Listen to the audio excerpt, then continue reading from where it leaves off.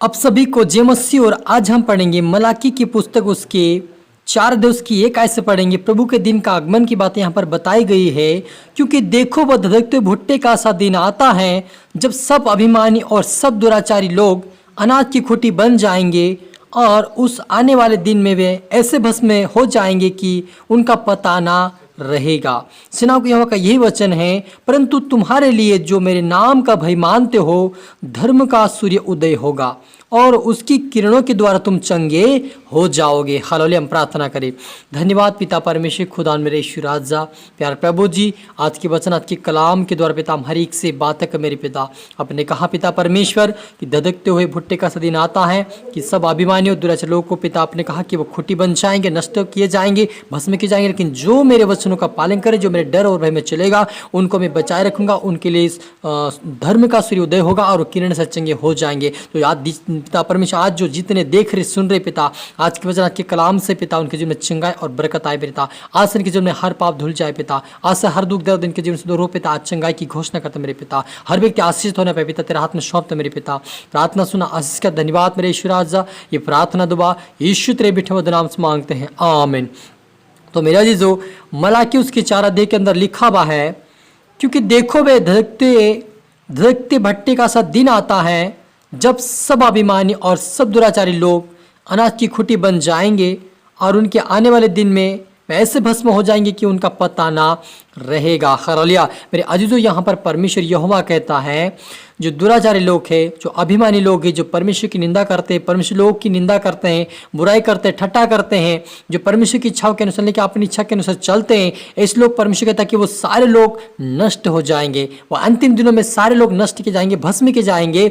लेकिन सेनाओं के यहोवा का यही वचन है, परंतु तुम्हारे लिए जो मेरे नाम का भय मानते हो, धर्म का सूर्य उदय होगा और उसकी किरणों के द्वारा तुम चंगे हो जाओगे। हालेलुया। वो यहोवा कहता है कि जो मेरी आज्ञाओं के ऊपर चलेगा, जो मेरे वचनों का पालन करेगा, मेरी इच्छाओं के अनुसार चलेगा, मुझसे प्रार्थना करेगा, विनती करेगा, ऐसे लोगों का धर्म का सूर्य उदय होगा और किरण के द्वारा वह चंगे हो जाएंगे। सचमुच मेरे अजीजों, परमेश्वर ने हमें इतना बड़ा अधिकार दिया कि हम उसके द्वारा चंगे हो जाते हैं। और जब हम प्रार्थना करते, निवेदन करते, उससे दुआ करते, वो परमेश्वर हमारी सुनकर हमें चंगा करता उसकी किरणों के द्वारा। और आज हम हर बीमारी से चंगे होकर उसकी महिमा करते, क्योंकि वो हमारा परमेश्वर संभालने वाला परमेश्वर है, चंगा करने वाला परमेश्वर है। और कहता है कि तुम निकल कर, उसके बाद क्या करोगे? तुम चंगे होकर निकल कर पाले हुए बछड़ों के समान कूदोगे, फादोगे तुम, और तब तुम दुष्टों को लताड़ डालोगे। अर्थात मेरे उस ठहराए हुए दिन में वे तुम्हारे पाँव के नीचे की राख बन जाएंगे। सेनाओं के यहोवा का यही वचन है।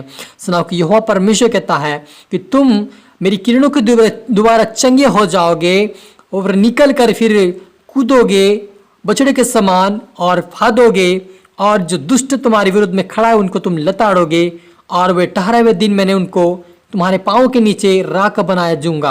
हालेलुया। वो यहोवा कहता है कि जो दुष्ट तुम्हारे विरुद्ध में खड़ा, जो शैतान तुम्हारे विरुद्ध में खड़ा है, वो भी तुम्हारे सामने लताड़ दिए जाएंगे और वो नष्ट किया जाएगा और वो तुम्हारे पैरों के नीचे राख बन जाएगा। सच में आज जो प्रभु यीशु मसीह के द्वारा आज उस शैतान को उन्होंने हरा दिया और पैरों के तले कर दिया। वो प्रभु यीशु कहता है कि शैतान तुम्हारे पैरों के तले कहता वो परमेश्वर। इसलिए यहाँ पर मुझे डरने और घबराने की जरूरत नहीं। उस खुदावन से प्रार्थना निवेदन करे, दुआ करे कि परमेश्वर हमें दुष्टों से बचाए, पाप से बचाए, बुराई से बचाए, और हम पवित्रता का जीवन जीकर उसके राज्य की वारिस बन सके। क्योंकि लिखा है, मेरा दास मूसा की व्यवस्था अर्थात जो विधि और नियम मैंने सारी इजरायलियों के लिए उसको हर पर्वत पर दिया था, उसको स्मरण रखो। वह कहता है परमेश्वर यहोवा कि जो इजरायलियों को जब मैंने छुड़ाया उस समय मैंने होरेब पर्वत के ऊपर मूसा को 10 आज्ञा दिया था। उस आज्ञाओं को तुम याद रखो, उस आज्ञाओं को तुम पालन करो।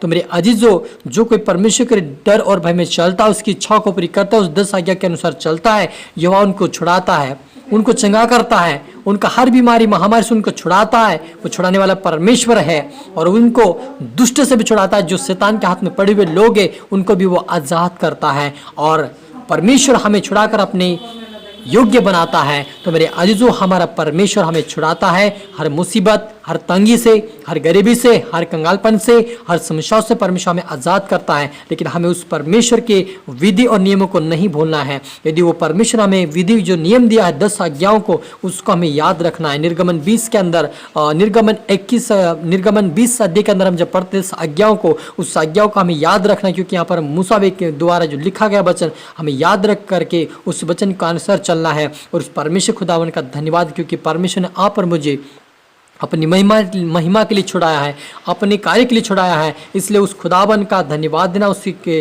अनुग्रह को कभी नहीं भूलना है, क्योंकि परमेश्वर इतना बड़ा आप और मुझसे प्रेम किया कि अपने लौते पुत्र को दे दिया, ताकि जो कुछ उस पर विश्वास करे अनंत जीवन को प्राप्त करे। हालेलुया। हम प्रार्थना करें। धन्यवाद मेरे परमेश्वर पिता, सुनाओ कि हुआ परमेश्वर पिता, आज के कलाम से पिता हमारी से बातें किया मेरे पिता, आपका धन्यवाद। प्रभु तूने कहा कि जो मेरे भय और डर में चलता है उनके लिए धर्म का सूर्य उदय होगा और किरण के द्वारा चंगे हो जाएंगे। आज प्रभु जो हरि के लोग देख रहे सुन रहे पिता, आज तेरी किरण के द्वारा और तेरी धार्मिक के द्वारा पिता चंगे होने पाए, हर बीमारी लाइलाज बीमारी से आज़ाद होने पाए। और आज से प्रभु तेरी आज्ञाकारी बनकर चले, आज से 10 आज्ञा का पालन करने वाले बने, आज्ञाकारी आपके राज्य के बारे में होने दे परमेश्वर पिता। आज से तेरे पवित्रता में बढ़े, आज से प्रार्थना बढ़े पिता परमेश्वर, जिनके ऊपर जो भी दुष्ट आत्माएं का अटैक इनके जीवन से दूर होने पाए पिता, ये पूरी तरह से आजाद होकर तेरे राज्य के बारे में होने दे परमेश्वर पिता। आज से प्रार्थना के जीवन, वचन का जीवन इनका बने प्रभु, तेरे डर तेरे भय में चलने वाले बने मेरे पिता।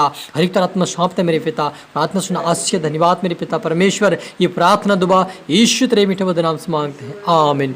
आप सभी को जय मसीह की, और इस वीडियो को लाइक करें, शेयर करें, सब्सक्राइब करें, और प्रभु सबको आशीष दे। धन्यवाद।